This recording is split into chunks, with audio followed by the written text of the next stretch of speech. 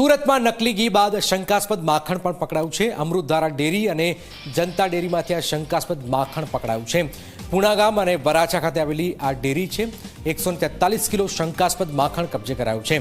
શંકાસ્પદ માખણને લેબમાં મોકલી પણ દેવાયું છે। જોઈ રહ્યા છો, વારંવાર નકલીના માર્કેટમાં રોજબરોજ કોઈને કોઈ સામે આવી રહી છે, જેમાં આજે માખણ પકડાયું છે। નકલી ઘી નકલી પનીર બાદ હવે શંકાસ્પદ માખણનો જે જથ્થો છે તે સુરત એસઓજી પોલીસ દ્વારા જપ્ત કરવામાં આવ્યો છે।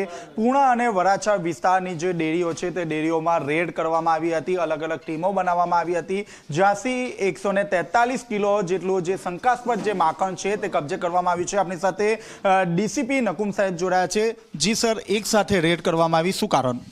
એક સાથે બે ડેરીમાં રેડ કરવામાં આવી। અમૃતધારા અને જનતા પૂણા ગામ અને વરાછાની આ ડેરી છે। ટોટલ 143 કિલોગ્રામ શંકાસ્પદ માખણનો જથ્થો સીઝ કરવામાં આવ્યો છે। તેની કિંમત 28,600 જેવી થાય છે અને ફૂડ સેફ્ટી ઓફિસર દ્વારા એના નમૂના પણ લેવામાં આવે છે અને એના નમૂના જો ફેલ જશે તો એ લોકો પણ અગાઉ જેમ સુરભી ડેરીના સંચાલક ઉપર ગુનો દાખલ કરવામાં આવ્યો હતો તે રીતે ગુનો દાખલ કરવામાં આવશે। નકલી પનીર પણ જપ્ત કરવામાં આવ્યું હતું અને હવે નકલી માખણ, નકલી પનીર જે છે એના વિશે અમે થોડા દિવસથી ખૂબ જ સંશોધન કરી રહ્યા છીએ।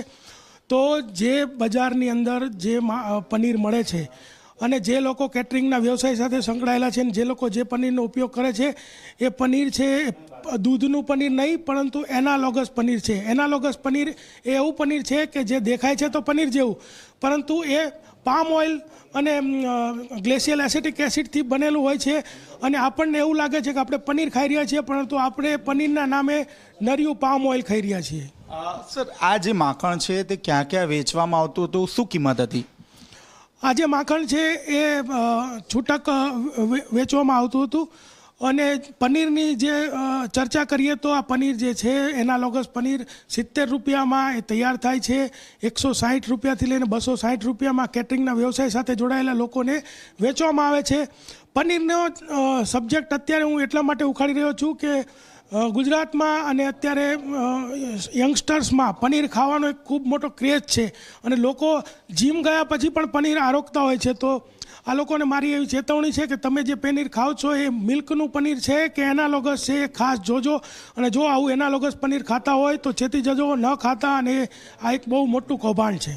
તો આ હતા ડીસીપી નકુમ સાહેબ જેઓ દ્વારા સ્પષ્ટપણે સૂચના આપવામાં આવી છે કે જો આપ પનીર ખાતા હોય તો ચેતી જજો, કારણ કે જે પનીર છે તે પનીર નકલી હોઈ શકે છે। આ ઉપરાંત જે માખણનો જે જથ્થો છે તે હાલ ફૂડ લેબોરેટરી ખાતે મોકલી આપવામાં આવ્યો છે। એક સપ્તાહની અંદર આ રિપોર્ટ આવી જશે।